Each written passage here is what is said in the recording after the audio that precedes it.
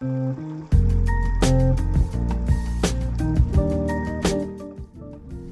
guys, nama gue Steven dari StephTech. Di video kali ini kita bakal nge-unboxing dan juga hands-on si iPhone 11. Yap, karena sekarang seperti kalian tahu, gue udah telat banget seperti biasa. iPhone 11 sekarang resmi iBox barunya tuh udah murah di 7 juta pas aja. So, gue tertarik apakah HP ini masih oke banget. Yang artinya, seperti biasa, minggu depan gue bakal buat video day in the life untuk HP ini. Seperti kayak di Google Pixel 6a ya. Kalau misalnya kalian mau lihat referensinya, gue bakal taruh link di deskripsi video Google Pixel 6a untuk day in the life. Itu kayak style-style itu kayak style-style The Unlocker kalau misalnya kalian tahu. Anyway, balik lagi ke videonya. Mari kita langsung aja unboxing HP ini. Sebelumnya, ini tuh yang 7 juta, ini yang varian RAM 4GB, internal storage sebesar 64GB ya. Kalau misalnya yang 128GB kalau nggak salah itu masih di sekitar 8-9 jutaan untuk yang iBox barunya. So, untuk harga segini, speknya yang pasti ini sangat simple. Dia pakai Apple A13 Bionic yang menurut gue masih oke banget. Terus dia itu pakai layar 6,1 inci, Liquid Retina, stereo speaker, NVMe storage, dan juga punya baterai sebesar 3110 mAh baterai yang pastinya support wireless charging. So, bisa kita lihat, ini garansinya ya, warranty cardnya. Ini iBox kayaknya gue dapatnya. Nice. So, kita langsung aja buka. Masih green peel yang pastinya. Langsung aja kita buka.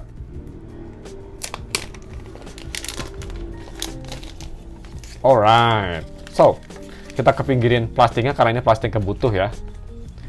Ini dia HP-nya. Kita langsung slide. Bam. Sheesh. iPhone sih memang sampai sekarang pun kalau misal unboxing experience HP lama juga masih kerasa premium banget ya. Oh ya, by the way, ini boxnya kecil ya, kayak iPhone 14 Pro, yang artinya dia nggak dikasih charger, nggak kayak iPhone 11 dulu pas rilis. So, kalian harus beli sendiri chargernya. Kita buka di sini, kesampingin, dan di sini seperti biasa ada manual, yang pastinya ada Apple sticker paling belakang, dan juga ada USB chargernya. So, cuma segitu di boxnya, simple banget, dan yang pastinya boxnya high quality, khas Apple. Nice. Kita langsung buka aja plastik wrapnya. Nice. Oke, kita kepinggirin sini aja boxnya, dan ini dia iPhone 11. Personal gue seumur hidup belum pernah pakai iPhone 11 ya, karena gue tuh iPhone dari iPhone 8 ke iPhone XR, terus pindah ke 11 Pro, langsung ke 13 mini, terus ke 14 Pro Max. Jadi gue nggak pernah nyoba versi upgrade-nya XR, yaitu iPhone 11. Kerasnya sini bagus banget ya. Yang pastinya 6,1 inci masih menjadi form factor favorit gue. Sangat compact, dan yang pastinya bisa kita lihat one-handed usage, nggak ada masalah sama sekali. Anyway, bodi belakang di sini yang pastinya terbuat dari kaca ya. Frame samping terbuat dari aluminium, bukan stainless steel kayak di iPhone Pro series. Dan di sini yang pastinya ada setup dual kamera yang masih bagus banget menurut gue, main kamera 12 megapiksel, dan kamera keduanya juga ini 12 megapiksel ultra wide. Bisa nge-record sampai 4K 60 fps yang pastinya salah satu strong point dari iPhone ya. Walaupun udah tua, tapi video quality-nya biasanya ini masih bagus banget. 12 megapiksel kamera depan, dan bisa nge-record juga sama di 4K 60 fps. Yap, menurut gue sih alasan paling besar beli iPhone 11 yang pastinya harganya yang udah cukup murah, dan juga buat kalian yang suka nge-video. Ini video quality-nya memang, dulu gue pakai iPhone 11 Pro ya. Gue bisa bilang video recording 11 Pro tuh impresif banget. Bahkan di zaman sekarang sekalipun. Jadi yang pastinya 11 biasa, karena dia main kameranya sama, harusnya dia quality-nya sebagus 11 Pro. 4K 60 depan belakang loh. Mantap banget. Anyway, dan memang bisa dibilang untuk harga 7 juta, kalau misalnya mau dibandingin sama Android lain, banyak banget HP yang on paper speknya jauh lebih bagus ya. Seperti misalnya Poco F4 GT, chipsetnya lebih bagus, atau HP-HP murah sekalipun yang 4 jutaan, kayak Poco F3 atau Poco F4, HP tersebut dia udah punya layar AMOLED, high refresh rate, di sini masih Liquid Retina IPS, masih 60 Hz, bezel masih besar.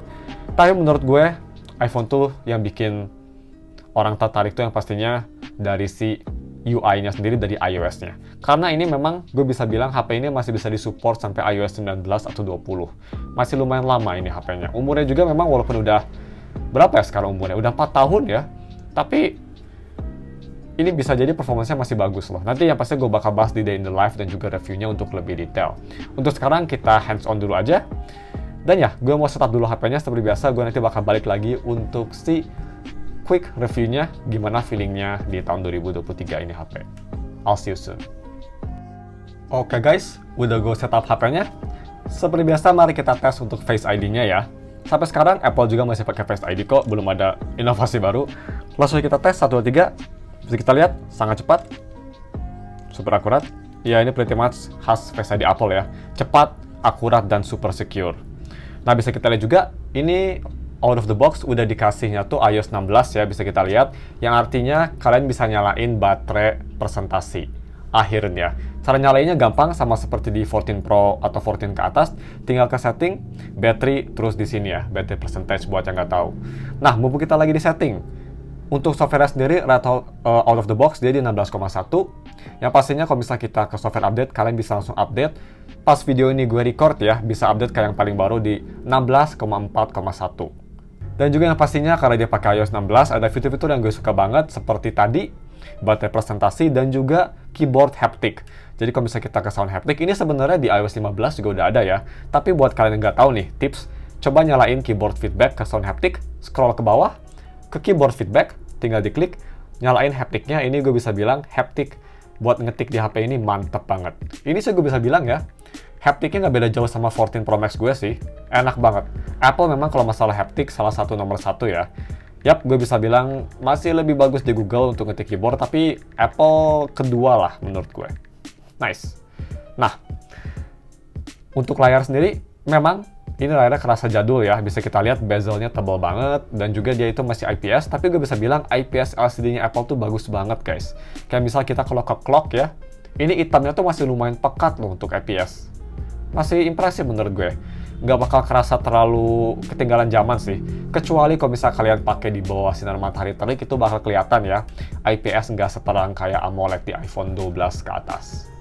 Dan juga kita sekalian coba tes NFC ya. So, kalau misalnya kita ke e-money, Mandiri e-money, kita coba tes pakai kartu GTO seperti biasa. Cek saldo. Kalau iPhone biasanya bisa depan belakang ya, ini NFC-nya. Yap, scanning nggak ada masalah sama sekali, bisa di-scan dengan baik, bisa kita lihat saldonya kedetek, no problem. Dan tadi gue pas pakai HP ini buat install aplikasi, bolak-balik aplikasi, login aplikasi, gue bisa bilang, selain refresh rate yang lebih rendahnya memang kerasa ya dibanding sama 14 Pro Max, refresh rate-nya kan 120 di 14 Pro Max di versus 60 di iPhone 11, memang kerasa banget bedanya, tapi setelah gue pakai beberapa menit, itu jadi biasa. Dan juga untuk performance-nya gue bisa bilang, iPhone memang untuk masalah optimisasi OS mantap banget ya. Ini HP udah 4 tahun tapi performance-nya gak kalah sama iPhone 14 Pro Max gue loh. Buka aplikasi, loading aplikasi, semua masih kerasa sangat smooth dan juga gak ada lag sama sekali. Masih enak banget lah dipakai, masih kayak HP flagship. Yang mulai kerasa tua itu mungkin dari si thermal throttling ya. Ini tadi gue pakai buat install aplikasi, langsung HP-nya kerasa panas loh guys. So ya, mungkin HP ini buat main Genshin agak kurang bagus. Nanti kita bakal tes di full review-nya. Stay tune. Tapi ya, kalau di 14 Pro Max gue ya dipakai buat install aplikasi, multitasking banyak, itu nggak bakal panas. Kalau di sini memang, karena chipsetnya juga ini fabrikasinya lebih besar ya, jadi memang kerasa lebih panas, A13 tuh.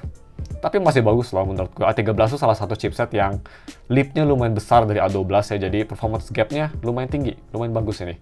Masih enak banget. Dan yang pasti juga kalian dapet custom wallpaper ya, tinggal di press and hold. Kalau misalnya kalian mau custom wallpaper, ini apa sih di HP ini ada fiturnya. Nice. Terus juga bisa bilang kalau misal buat kalian yang bingung mau beli iPhone 11 atau iPhone XR. Kalau XR yang pastinya nggak ada bekas, nggak ada barunya ya, jadi kalian pasti beli bekasnya. Menurut gue sih, kalau misal kalian bingung antara dua HP itu, mendingan beli iPhone 11. Ini kalau misal kalian benar-benar nggak mau pindah ke Android ya, hanya iOS doang, iPhone 11 menurut gue masih lebih worth it. Memang storage-nya ini kecil banget ya kalau misal kita ke setting, terus kita ke general about phone, ini sisa 42 GB. Tadi gue install aplikasi banyak. Tapi menurut gue kalau kalian bukan heavy usage, 64 GB masih oke kok. Apalagi kalau misal kalian pakai cloud storage kayak iCloud atau Google Photos, menurut gue sih nggak masalah ya. Kalau misal kalian lagi pergi sama temen, misal foto-foto langsung di backup, dilihat lagi fotonya, storage-nya nggak masalah. Jadi 64 GB itu menurut gue masih sangat usable sih buat para budget user.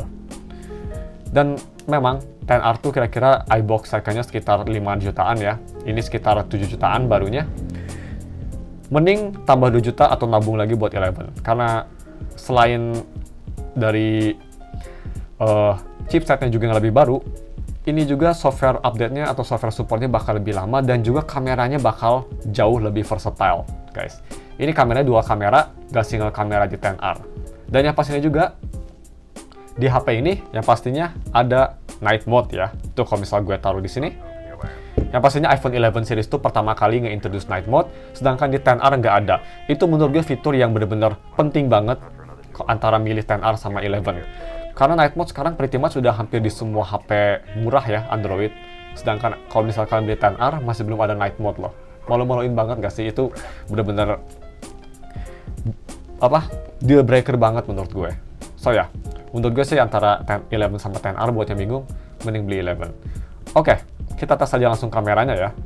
Kita coba tes ke seperti biasa, SIM bikini bottom.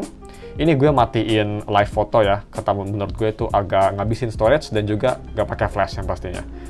Ini dari kamera utamanya, boom. Dan ini untuk kamera ultra wide-nya, boom. Bisa kita lihat fotonya memang untuk harga 7 juta sih masih worth it banget ya, masih seperti harganya. Ini dia untuk selfie-nya. Dan bisa kita lihat untuk kualitas selfie-nya tadi memang itu khas Apple, sangat natural, gak ada fitur-fitur gak jelas, gak kayak di HP Android. Nice. Untuk video recording ini menurut gue salah satu selling point terbesar dari HP ini guys. Ini salah satu selling point paling besar. Karena di harga 7 juta kalian bisa dapat iPhone 11 yang nge-record di 4K 60 fps yang kualitasnya menurut gue ini sangat bagus banget. Even di tahun 2023 sekalipun, ini sih bener-bener bargain deal banget. Kalau misal kalian nyari HP buat video, iPhone menurut gue masih yang terbaik, even dibanding Android. Android memang kayak Samsung atau Google, fotonya jauh lebih bagus dibanding iPhone, tapi masalah video iPhone masih jauh lebih unggul. So ya, gak cuma kamera di belakang juga, dia kamera depan bisa 4K 60 fps, bisa kita lihat. Kamera depan 4K 60 juga. Jadi memang ini untuk kamera sangat versatile buat para vlogger. Ini HP bisa untuk HP backup mungkin, atau untuk HP main video recording. Masih bagus banget. Yang pasti kalau misalnya kalian ingin lihat kualitas tes videonya lebih in-depth, minggu depan gue bakal posting day in the life-nya, real world test-nya, kayak vlog kecil-kecil gitu pakai HP ini. Kalian bisa lihat nanti gimana kualitasnya. Anyway, cuma segitu aja videonya. First impression memang untuk on paper spek HP ini ketinggalan zaman banget ya. Layar udah jadul, build juga, chipset udah agak lama, terus dia storage-nya kecil, masih pakai Lightning, belum nggak kayak iPhone 15 yang nanti mau keluar. Tapi menurut gue, HP ini memang cocok buat yang nggak peduli sama spek. Karena selain itu, ini HP masih kerasa kayak flagship banget dari A sampai Z. Layar masih flagship, kamera masih flagship. Ya ini salah satu HP yang menurut gue masih sangat worth it untuk dibeli. Kelemahan satu besar sih dari HP ini menurut gue hanya dari storage-nya aja ya. Tapi kalau misalnya kalian punya cloud storage sih nggak ada masalah.